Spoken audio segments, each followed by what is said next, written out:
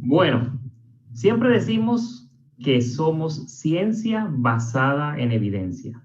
Y esta noche nuevamente aprenderemos parte de esa ciencia que nos ha caracterizado por los pasados 40 años. Ayúdenme a darle una calurosa bienvenida virtual a una invitada muy especial, una mujer que trabajó junto con el doctor Gustavo Bunos y por esos conocimientos y gran experiencia en la rama de la inmunología fue pieza clave para la creación de nuestro producto estrella Inmunocal. Recibamos con un fuerte aplauso virtual a nuestra queridísima doctora Patricia Kongshavn. When Dr. Bonus and I started our experiments in the mid-1970s, there were maybe 50,000 articles on glutathione in the medical literature. Today, there are at least 3 times that many, the gist of which is summarized elegantly in the new edition of Dr. Gutman's book on glutathione. It's a fabulous book, not only because I saw my name in it, but because it is so readable and comprehensive, and I thoroughly recommend it.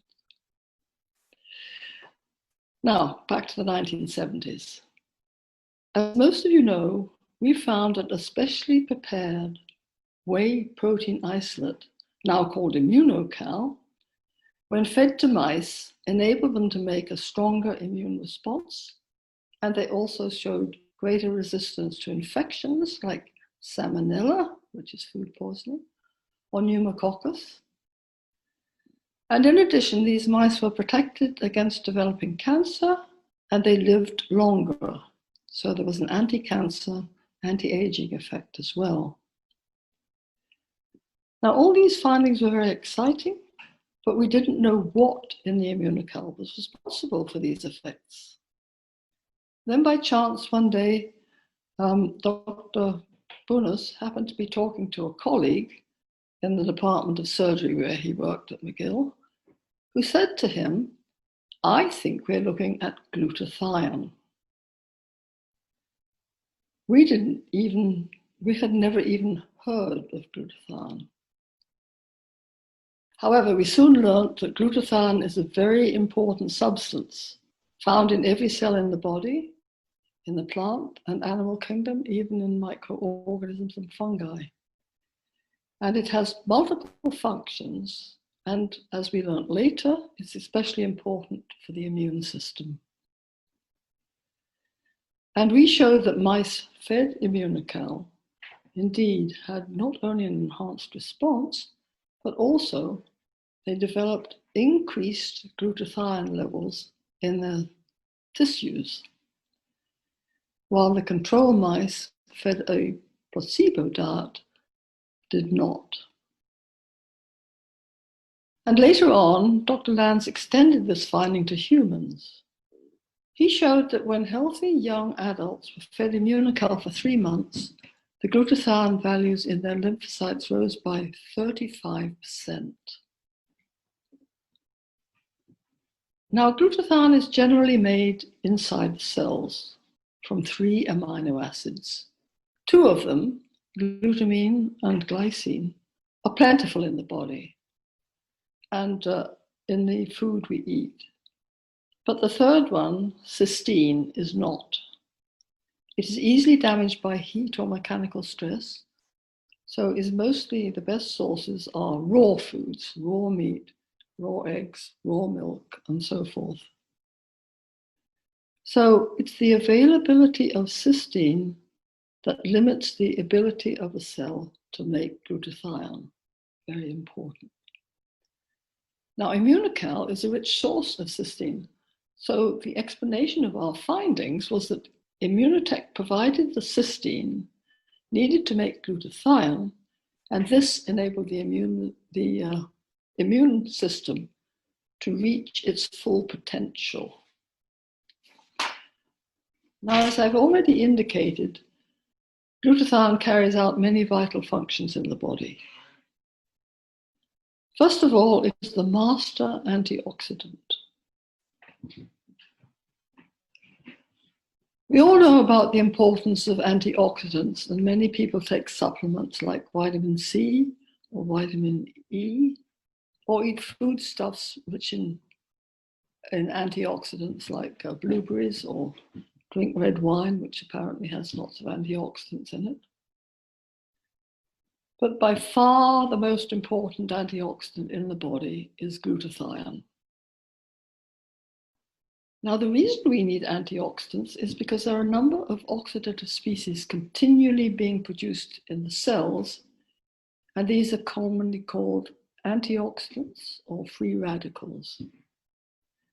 These are highly reactive and will damage a cell component in a matter of microseconds if they're not inactivated by an antioxidant, usually glutathione, which then gets regenerated. So when the number of free radicals is high and there's not enough glutathione to take care of them, this leads to what we call oxidative stress. The cell functions poorly and may even succumb. You may wonder where these free radicals come from. Well, in order for a cell to carry out its particular function, it must metabolize foodstuffs like glucose in order to generate energy. And in doing so, these oxyradicals get spun off, so to speak, as an unwanted side effect. So that is one source. And there are many other sources of free radicals I could mention. For example, those produced by external influences such as sunlight on the skin or X-irradiation. Now, the immune system is very sensitive to low glutathione levels and functions poorly under these conditions. It's needed to make many of the intricate steps involved in generating an immune response. Too many to mention, but I will give you some examples. First of all, the lymphocytes must multiply in order to produce an immune response. A single cell develops into as many as 500 daughter cells, forming what is called a clone. So now the body will require 500 times as much glutathione. In the case of one lymphocyte, the B cell, it will then make lots of antibody to take care of the infection, again needing glutathione to do so. And another type of lymphocyte called a killer T cell will attack and destroy virally infected cells, but it cannot do this unless it has sufficient glutathione. And for any inflammatory condition, whether acute, like an infection, or chronic, like rheumatoid arthritis, there will be many free radicals produced.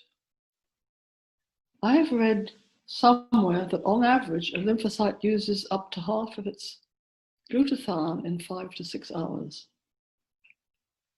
Another point is that glutathione can also directly inhibit the replication of viruses. I recently read an article saying that glutathione deficiency is the most plausible explanation for serious illness and death in COVID-19 patients, and recommending the use of glutathione for treatment and prevention. Another important function of glutathione is detoxification. It is your major detoxifying agent. The glutathione combines with toxins and forms water-soluble compounds, which are then eliminated through the urine or the feces.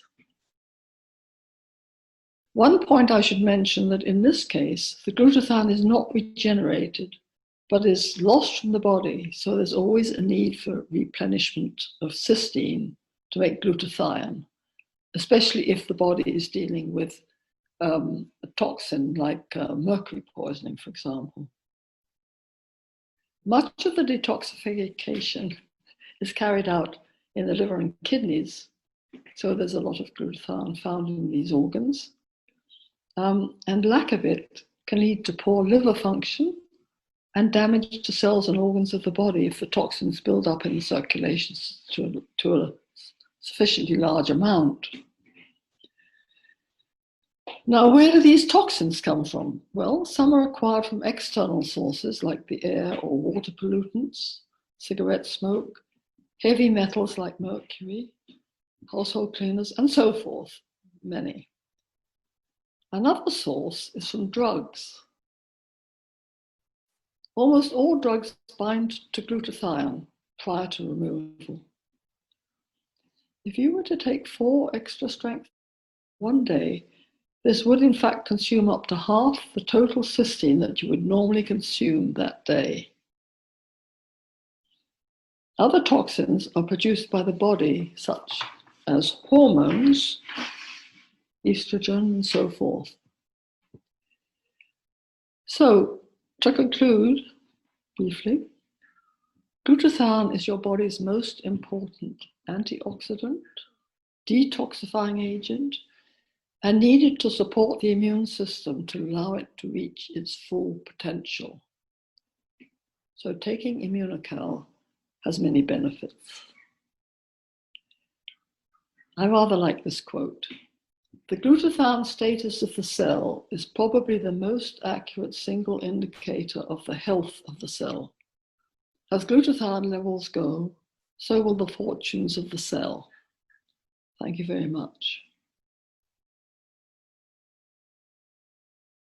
Muchísimas gracias a la doctora Patricia Kongshavn por esa fantástica información, y hoy más que nunca nos damos cuenta que mantener los niveles de glutatión elevados en nuestro cuerpo es la clave, es el antioxidante maestro, y como nos habló mucho de ciencia, ahora estamos más convencidos que nunca de que tomando Immunocal podemos mantener esos niveles altos constantemente.